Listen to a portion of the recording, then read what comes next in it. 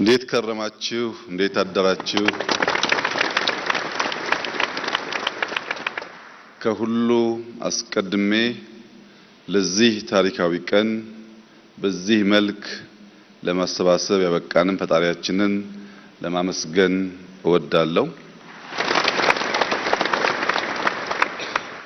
ክቡር ቺፍ ኦሉሴጉን ኦባሳንጆ የቀድሞ የናይጄሪያ ፕሬዝዳንት የአፍሪካ የሰላም አባት በመካከላችን ስለሚገኙ ጥሪያችንና አክብሮት ስለተገኙልን ከፍ ያለ ምስጋና እንዳቀርብ ይፈቀድልኝ። የቀድሞ የኢፌዴሪ ፕሬዝዳንት ክቡር ዶክተር ሙላቱ ተሾመ፣ የሕዝብ ተወካዮች ምክር ቤት አፈ ጉባኤ ክቡር ታገሰ ጫፎ፣ የፌዴሬሽን ምክር ቤት አፈ ጉባኤ ክቡር አገኘው ተሻገር፣ ምክትል ጠቅላይ ሚኒስትር ተመስገን ጥሩነህ፣ ክቡር የጠቅላይ ፍርድ ቤት ፕሬዝዳንት ቴዎድሮስ ምህረት፣ የፓርቲያችን ምክትል ፕሬዝዳንት አደን ፋራህ፣ የኢጋድ ዋና ጸሐፊ ዶክተር ወርቅነህ ገበየሁ፣ የኢትዮጵያ ጠቅላይ ኢታማጆር ሹም ፊልድ ማርሻል ብርሃኑ ጁላ፣ ከሁሉ በላይ የዚህ መሰባሰብ ዋነኛ ባለቤት የሆኑት ኮሚሽነሮች በተለይም ፕሮፌሰር መስፍን አርአያ ዋና ኮሚሽነር ይህንን ታላቅ ኃላፊነት ይህንን ብዙ ድምጾች ያሉበት አድካሚ ስራ በነፃ በርካቶቹ በማምሻ እድሜያቸው ሀገራቸውን በቅንነት በማገልገል ለልጆቻቸው መሰረት ለመጣል የወሰኑ 11ዱም ኮሚሽነሮች በተለይም አባታችን ዘገየ አስፋው በዚህ ሂደት ውስጥ ለነበራቸው ሚና ያለኝን ታላቅ አክብሮት በዚሁ መግለጽ እወዳለሁ።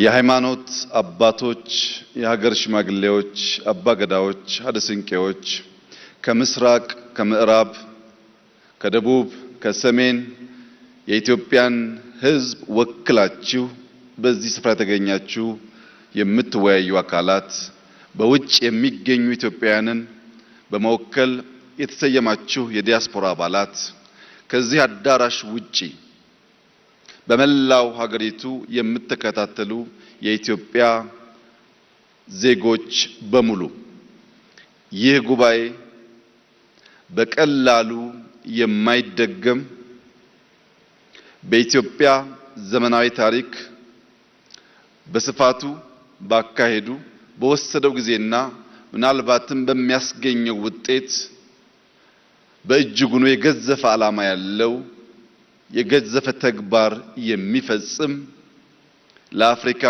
በብዙ ምሳሌ የሚሆን የውይይት፣ የምክክር፣ የንግግር ሁሉን አቀፍ መድረክ ነውና በዚህ መድረክ ላይ ተገኝቼ የኢትዮጵያን መንግስት አቋምና መልእክት እንዳስተላልፍ እድል ስለሰጣችሁኝ የከበረ ምስጋና ላቀርብ እወዳለሁ። ክቡራትና ክቡራን፣ አንዳንድ አጋጣሚዎች ከታሪክ ብዕርና ብራና ፊት ያቆሟቸዋል። ከታሪክ ብዕርና ብራና ፊት መቆም ብቻ ሳይሆን ያሻችሁን የፍቃዳችሁን መጽሐፍ እንድትችሉ ብዕርና ብራና ያቀብሏችኋል። ይህ ዛሬ የምንገኝበት መድረክ ልባም ለሆኑ ሰዎች የታሪክን፣ የአጋጣሚን፣ የእድልን ጠቃሚነት ማዝለቅ ለፈለጉ ሰዎች በዚያ ብዕር በዚያ ብራና ላይ ሀገርን የሚታደግ የሚጠቅም የሚገነባ ለዘመናት የሚታወስ ታሪክ ለመጻፍ እድል የሚሰጥ ነው። ይህንን የማይጠቀሙ እድል ደጋግሞ እንደማይገኝም የማይገነዘቡ ታሪክ ብራናና ብዕር ቢያቀብላቸውም ሀገር ከሚጠቅም ይልቅ የሚጎዳ ከሚገነባ ይልቅ የሚያፈርስ ከሚያበለጽግ ይልቅ የሚያደህይ ከሚያሰፋ ይልቅ የሚያጠብ ታሪክ ጽፈው ያልፋሉ። ያ ታሪክ ዛሬ በእኛ እንዳይደገም ከፍተኛ የኃላፊነት ስሜት ተሰምቶን በታላቅ አክብሮት ልንከውነው የሚገባ እኛ እና ከኛ በፊት የነበሩ ሰዎች ያጧቸውን ሊያሳኳቸው ሲገባ ያልቻላቸውን ጉዳዮች ዳግም ልጆቻችን እንዳያጡ በታላቅ ኃላፊነት እንድትሰሩ ደግሜ በትህትና ልጠይቃችሁ እወዳለሁ። ዊሊያም ሼክስፒር ከሰራቸው በርካታ ስራዎች መካከል ባንዱ በሰው ልጆች ሕይወት ውስጥ ማዕበል አለ። ያንን ማዕበል ትክክለኛውን ጊዜ አውቆ የሚጠቀምበት ግለሰብ የሚጠቀምበት ቡድን ካለ ከጎርፉ ዳግም ወደማይገኝ እድል ሊያወጣው ይችላል ይላል። መከራ ሁሉ መከራ ብቻ ሳይሆን በውስጡ እድል አለው ማለቱ ነው። ችግር ሁሉ ችግር ብቻ ሳይሆን በውስጡ መፍትሄ ያለው ማለት ነው። ኢትዮጵያ ውስጥ በርከት ያሉ ችግሮች አሳልፈናል። በርከት ያሉ ያልተገቡ መከራዎች አሳልፈናል። ነገር ግን ይህንን መከራ ወደ እድል መቀየር ከቻል ይህንን ፈተና ወደ ዘላቂ መፍትሄ ማሻገር ከቻል ልጆቻችን ከኛ በተሻለ ሰላም ከኛ በተሻለ ብልጽግና ከኛ በተሻለ የኑሮ ዘዬ መኖር ስለሚያስችላቸው ያንን የሚገባቸውን ያማረ የተዋበ የኑሮ ዘዬ መከተል የሚችሉ ትውልዶች መፍጠር እንድንችል ይህንን መልካም አጋጣሚ ይህንን የመከራ ወራትና ዘመን ወደ እድል መቀየር የምንችል የምትችሉ እንድትሆኑ እንድንሆን ምኞቴ ከፍ ያለ ነው። የወታደራዊ ጠበብቱ ሰንዙ እድሎች የሚበዙለት እድሎች የሚበራከቱት በሚጠቀምባቸው ሰው ልክ ነው ይላል።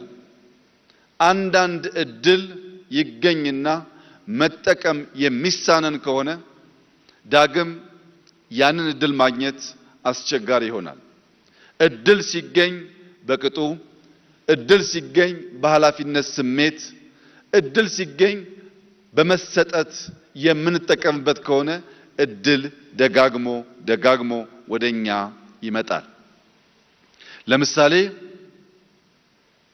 ባለፉት ጥቂት ዓመታት የተገኘውን እድል የተገኘችውን አጋጣሚ ሁሉ በመጠቀም የኢትዮጵያን የፖለቲካ የኢኮኖሚ ወታደራዊ ሪፎርም ለማካሄድ ኢትዮጵያን ለማበልጸግ ኢትዮጵያን በታሪኳ ልክ ለማቆም ባደረግነው ጥረት ውስጥ እድለኞች ነበርንና እድል መጠቀም እንችላለንና ቢያንስ በቅርቡ በአዲስ አበባ ከተማ በነበራችሁ ቆይታ እንዳያችሁት ያን የቆሸሸ ከተማ አዲስ መልክ እንዲይዝ ማድረግ ችለናል።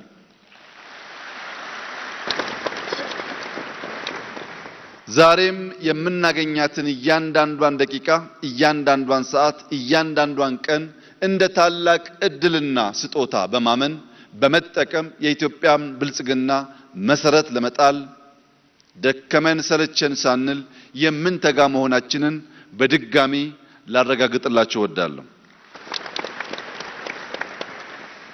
ይህ ምክክር ለምን አስፈለገ?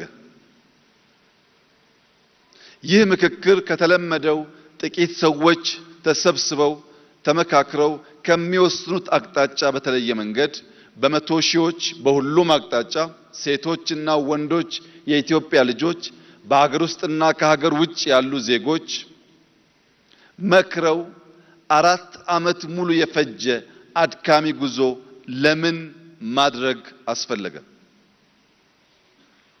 ሁላችሁም እንደምታውቁት ኢትዮጵያ እጅግ ታሪክ ጠገብ ጥንታዊት ሀገር ናት። በንግግሮች፣ በጽሁፎች፣ በሚታዩ በሚጨበጡ ቅርሶች ከዚያም ባሻገር የሰው ልጅ መገኛ በመሆኗ ሳይንሳዊ በሆነ መንገድ ባሉ ማረጋገጫዎች ሁሉ ጥንታዊነቷ አሌ የማይባል የማያከራክር እውነት ነው። ነገር ግን በዚህ ታሪካችን ውስጥ አንድ ስብራት አለ፣ አንድ ስንክሳር አለ፣ አንድ ውድቀት አለ። ያም በኃይለ ቃል ጀምሮ በኃይል እርምጃ መደምደም ነው። ፖለቲካችን በኃይለ ቃል ይጀምራል፣ በኃይል እርምጃ ይደመደማል። ይህንን ስብራት ለአንዴና ለመጨረሻ ጊዜ ማቆም ያስፈልጋል። የኢትዮጵያን ታሪክ ወደ ኋላ መለስ ብለን ከኢፋት እስከ ግቤ፣ ከወላይታ እስከ ከፋ፣ ከወሎ እስከ ሸዋ፣ ከላስታ እስከ ትግራይ፣ ከአፋር ስርወ መንግስት ብንፈትሽ በሁሉም ጊዜ የምናየው ስብራት በኃይለ ቃል ጀምሮ በኃይል መደምደም ነው። የኃይል እርምጃን የታሪካችን አካል ማድረግ ነው። ያንን ስብራት መቀየር ያስፈልጋል። በእርግጥ በውስጣችን ያሉ ችግሮች እኛው ጀምረን እኛው የምንጨርሳቸው ብቻ አይደሉም። የጠንባሮ አባቶች አንድ አባባል አላቸው። ከብት ሲገዛ የሌሉ አሞሮች ከብት ሲታረድ በአካባቢው ያንዣብባሉ ይላሉ። ከብት ስንገዛ ብር ያላዋጡ፣ ከብት ስንገዛ የትኛውን መግዛት እንዳለብን ለምርጫ ያላማከሩ አሞሮች፣ ጭልፊቶች ከብቱ ሲታረድ ግን ያንዣብባሉ።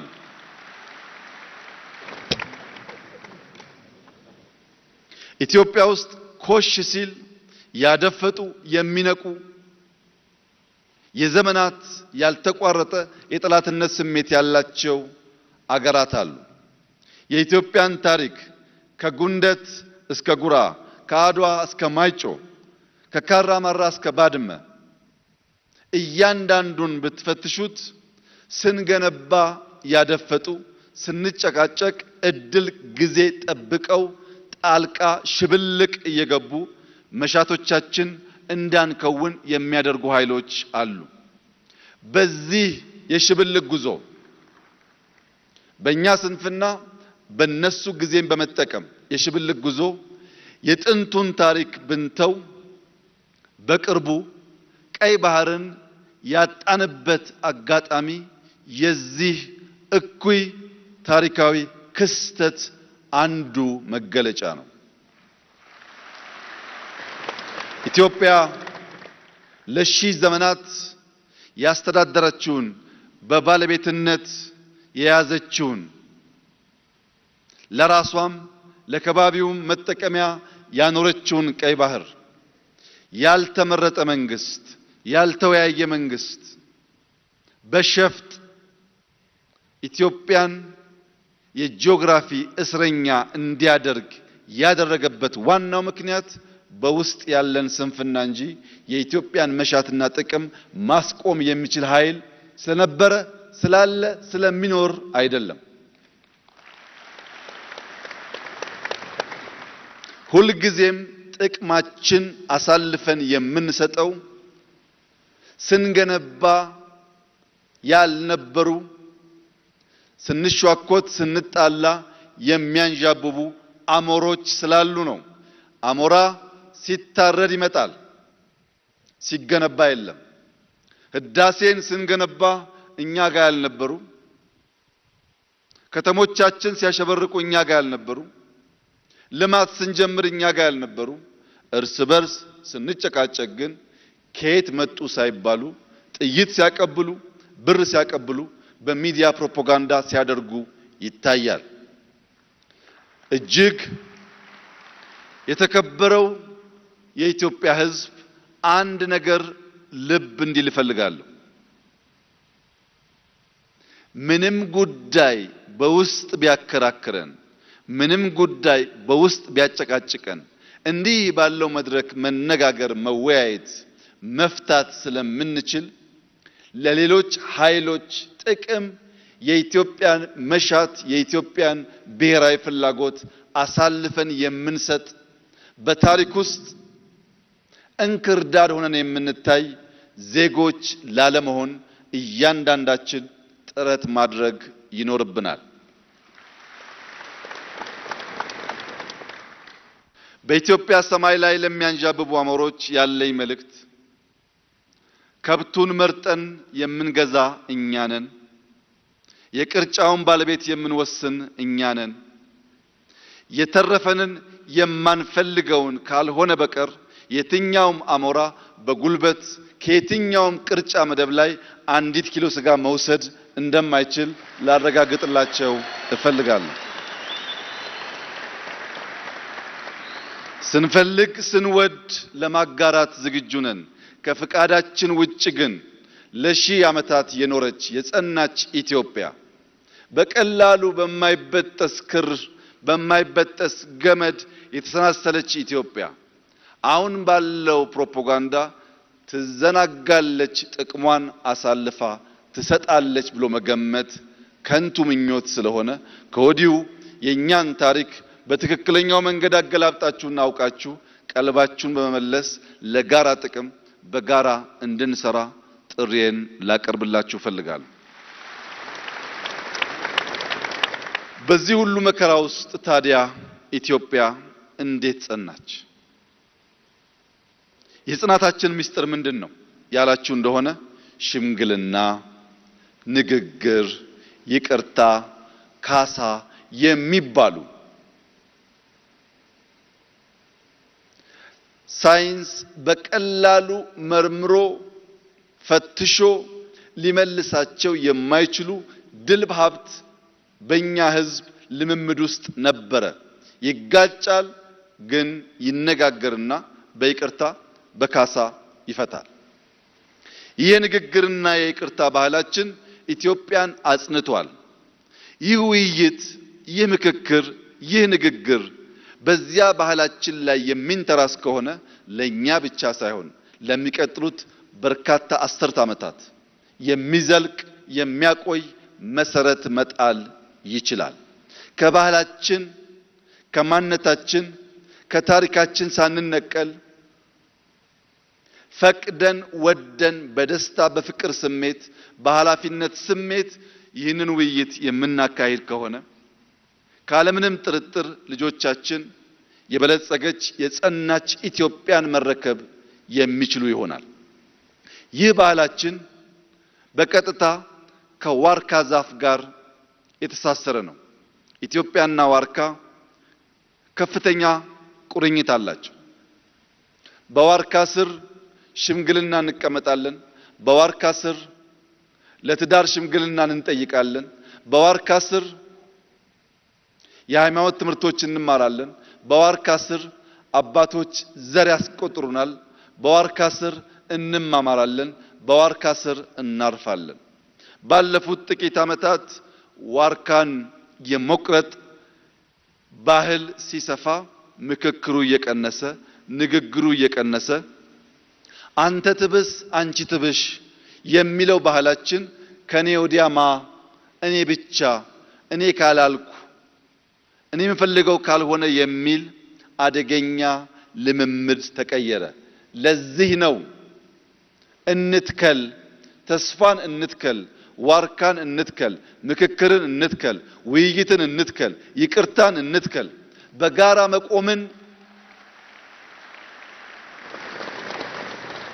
በጋራ መቆምን እናጽና። በዚያ ብቻ ነው ሁላችን ተጠቃሚ፣ ሁላችን አሸናፊ የምንሆነው። የኦሮሞ አባቶች ተርቱ አፋን ጋሪ አፈጋሪ ጫላ ይላሉ። መልካም ንግግር ከመልካም አልጋ የተሻለ ያሳርፋል ማለት ነው። ሰው በውስጡ ነገር ካለው ምንም አልጋው ያማረ ቢሆን ይገላበጣል እንጂ አይተኛም። ውስጡ ያረፈ ሰው ግን መደብ ላይም ቢሆን ድንጋይ ተንተርሶ መተኛት ይችላል።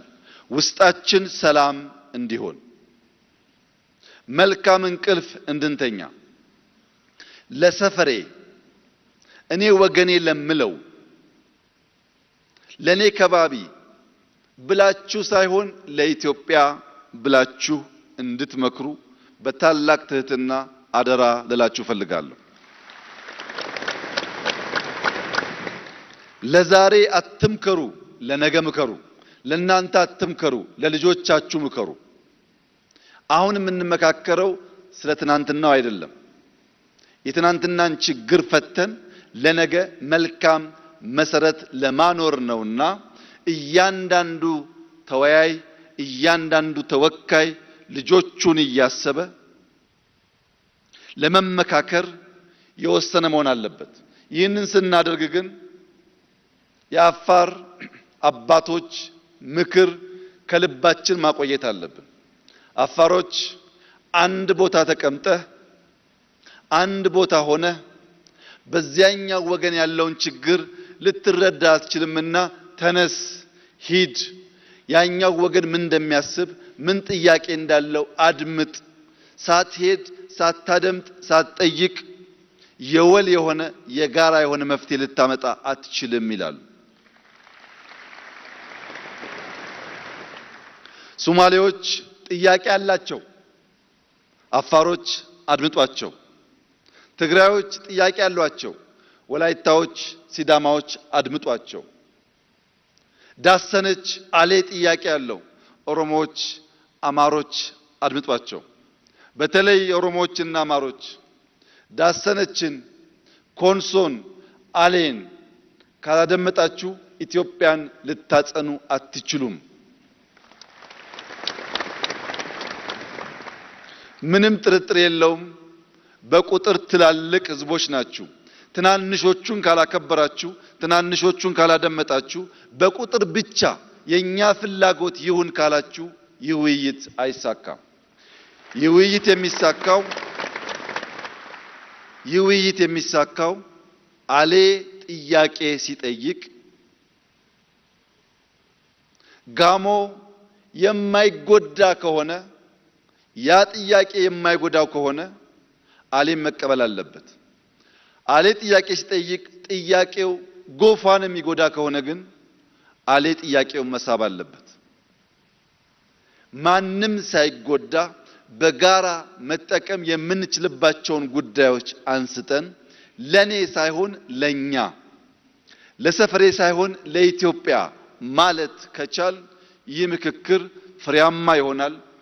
የደከሙ ኮሚሽነሮች በማምሻ እድሜያቸው ለኢትዮጵያ ልፋታቸው ምንዳቸው የዚህ ውይይት ውጤት ይሆናል። እንደዚህ ያለው መድረክ ማዘጋጀት ባለመቻላችን ለረጅም ዘመናት ዋጋ የከፈሉ የሞቱ የቆሰሉ ኢትዮጵያውያንም ቢያንስ በአጸደ ገነት ሳሉ በሌላ ትውልድ በተሰራ ስራ እረፍት ሊያገኙ ስለሚችሉ ያለፉትን የደከሙትን የሚመጡትን እያሰብን አንተ ትብስ አንቺ ትብሽ ብለን ለኢትዮጵያ የሚበጃትን ውጤት እንድናመጣ በታላቅ ትህትና አደራ ልላችሁ ፈልጋለሁ። በትግራይ አንድ ትልቅ አባባል አለ። ምኽሪ ሓደ ትህት ምድሪ፣ ምኽሪ ክልተ ልዕሊ ምድሪ፣ ምኽሪ ሰለስተ ዘርኢ ምድሪ ይላል ትግራይ። የአንድ ሰው ምክር ከምድር በታች እንደተቀበረ ነገር ነው፣ ዋጋ የለውም። የሁለት ሰው ምክር ግን ከምድር በላይ ነው፣ ይታያል። የሶስት ሰው ምክር ግን ምርጥ ዘር ነው፣ ይበቅላል፣ ይለመልማል። በስታችሁ ምከሩ ይላሉ። ይህንን የትግራይ አባባልና ምክር ተቀብለን አሜሪካኖች 55 ሰው ጠርተው ለመቶ ዓመታት የሚቆይ ኮንስቲቲዩሽን የገነቡ ቢሆንም ትግራዮች ከአንድ ሰው የሁለት ሰው ከሁለት ሰው የሶስት ሰው ምክር ይሻላል ስለሚሉ 4000 ሰው ሰብስበናል። የአሜሪካ ኮንስቲቱሽን በ55 ሰው ቢሰራም ልባም ነበሩና ለምዕት ዓመታት የሚቆይ ስራ ሰርተዋል። የኛ 4000 ሰዎች ከነሱ በላይ ከነሱ በተሻለ ጊዜ ይበልጥ ልባም ሆነው ሁሉን ወገን መላው ኢትዮጵያን የሚሰበስብ ምክክር ቢያደርጉ በቀጣይ የሚኖረን ህገ መንግስት ከዚህ ቀደም እንደለመድነው የመጣ ሁሉ የሚቀደው ሳይሆን እኛ በ4000 ጀምረናል። በ10000 ምክክር ሳያደርግ አንድም ሰው መቀየር አይችልም ማለት ነው። እኛ 4 ዓመት ተመካክረናል። 8 ዓመት ሳይመካከር መቀየር አይችልም ማለት ነው። ስለዚህም ዛሬን ሳይሆን ነገ ዘልቆ የሚሄድ ለትውልድ የሚበጅ ምክክር፣ ውይይት እና ውጤት እንድናመጣ አንድ ቁልፍ መልእክት አለኝ። ያም ቀፎዋን የጣለች ንብ ማር አትሰጥም። ማር ለመስጠት በቀፎ ውስጥ መቆየት ያስፈልጋል። ይህ 4000 ስብስብ መልካም ነገር መስጠት የሚቻለው በዚህ ጉባኤ አዳራሽ ውስጥ ሐሳቡን ልቡን ሰብስቦ ሌላኛውን ወገን ማድመጥ ሲችል ነው እንጂ ማታ ማታ እየወጣ ፌስቡክ የሚያይ ከሆነ ማታ ማታ እየወጣ ምክር የሚያደምጥ ከሆነ ማታ ማታ እየወጣ ይህንን አውድ ያልተገነዘቡ ሰዎች መልእክት የሚጭኑበት ከሆነ ያንብ ማር አይሰጥም። ቀፎው እዚህ ነው ያለው። ልባችን እዚህ ይሁን፣ አእምሯችን እዚህ ይሁን። ልባችንና አእምሯችን እዚህ ቢሆንም አሜሪካ ያለውንም ደቡብ ኦሞ ያለውንም ባድመ ያለውንም ጋምቤላ ያለውንም ጎዴ ያለውንም አሳይታ ያለውንም የሚያስብ ግን መሆን አለበት። ውይይታችን ከዚህ አዳራሽ ተነስቶ እንደ ፀሐይ ወደ መላ ኢትዮጵያ የሚያበራ ከሆነ ለሁላችን ይፈይዳል። ሰዎች ብዙ ሐሳብ አላቸው፣ ብዙ መሻት አላቸው። ቅድም እንደተባለው ግን ምክክር፣ ውይይት ማድመጥ አይፈልጉም፣ ማዘዝ ይፈልጋሉ። ያን ላለፉት 100 ዓመታት አየነው። የልጅ ኢያሱን ዘመን ብታዩ፣ የአፄ ኃይለ ሥላሴን ዘመን ብታዩ፣ የደርግን ዘመን ብታዩ፣ የኢህአዴግን ዘመን ብታዩ በመላ ጊዜ ውስጥ ለመደማመጥ እንዲህ ያለውን መድረክ ለመፍጠር ባለመቻላችን ምክንያት ጥቂቶች እየወሰኑ ለረጅም ዘመን የሚጠቅመን ነገር ማቆየት ስላልቻሉ ይህ ጉባኤ በሰማይም በምድርም ታላቅ ኃላፊነት ያለበት የ130 ሚሊዮን ዜጎች የዛሬ የ200 300 ሚሊዮን ዜጎች የነገ ኃላፊነት ያለበት እድለኛ ስብስብ ነውና ይህንን የታሪክ ብዕርና ብራና ሳታባክኑ ለኢትዮጵያ መልካም ለአፍሪካ አስተማሪ የሆነ እጅግ የማይጠበቅ ሁላችን የሚሰበስብ ሰላም የሚያጸና ልማት የሚያመጣ ለእያንዳንዳችሁ እርካታን የሚያጎናጽፍ ለመላው ኢትዮጵያውያን እረፍት የሚሰጥ ውጤት እንድታመጡ በታላቅ ትህትና አደራ ልላችሁ ፈልጋለሁ። ኢትዮጵያ ትበለጽጋለች። ኢትዮጵያ ዛሬም እንደ ትናንቱ ለአፍሪካ ምሳሌ ትሆናለች። ኢትዮጵያ ማዕበል መከራ አይኑር አትልም። ማዕበል መከራን ወደ እድል ትቀይራለች። ኢትዮጵያ በዚህ ጉባኤ መሰረት ሰላማዊ የስልጣን ሽግግር ባህልን ታጸናለች። የጀመርናቸውን መልካም ዘሮች እንዘራለን፣ እንንከባከባለን፣ ዛፍ እናደርጋቸዋለን። ነገር ግን ከሚያፈሩት ፍሬ እኛ ሳንሆን ትውልድ እንዲጠቀም እናደርጋለን። ያሰብነው የጀመርነው እንዲከናወን የልባችንን አይቶ ከሚገባን በላይ የረዳን ፈጣሪያችን የተመሰገነ ይሁን። ኢትዮጵያ በልጆቿ ጥረት ታፍራና ተከብራ ለዘላለም ትኑር። ኢትዮጵያ በታማኝ የምክክር ተወካዮች ለትውልድ የሚበጅ የሚዘልቅ ሐሳብ እንድታመነጭ እያንዳንዱ የበኩሉ እንዲያደርግ ፈጣሪ እንዲያግዛችሁ ጸሎቴ ነው። ዛሬ የሃይማኖት አባትነት ሽታ ያላቸው ሀገራቸውን የሚወዱ የፖለቲካ የተደበቀ ዓላማ የሌላቸው በብሔር የተደበቀ ዓላማ የሌላቸው ምርጥ አባቶች ጸሎት አድርሰውልናል።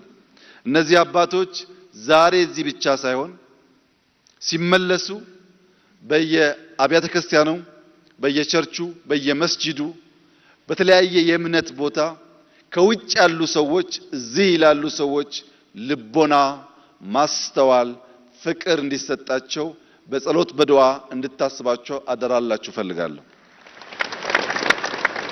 በመጨረሻም ላለፉት 4 ዓመታት በብዙ ችግር ፈተና ውስጥ ይህ ጉዳይ ለዚህ እንዲበቃ ያደረጋችሁ የምክክር ኮሚሽን አባላት በሙሉ ለኢትዮጵያ ታላቅ ውለታ ውላችኋል። በጀግንነት በተሰጣችሁ ኃላፊነት ተፋልማችኋል። እንደወረደባችሁ ዱላ ቢሆን ባትገኙ ነበር፣ ተቋቁማችኋል። ለዚህ ሁሉ በጀግንነት የተሞላ ተግባራችሁ የኢፌዴሪ መንግስት የዛሬው የኢትዮጵያ ትውልድና የነገው ትውልድ ያመሰግናችኋል። ጊዜያችሁ ያማረ የሰመረ ለትውልድ የሚተርፍ ያድርግላችሁ። እጅግ አድርጌ አመሰግናለሁ።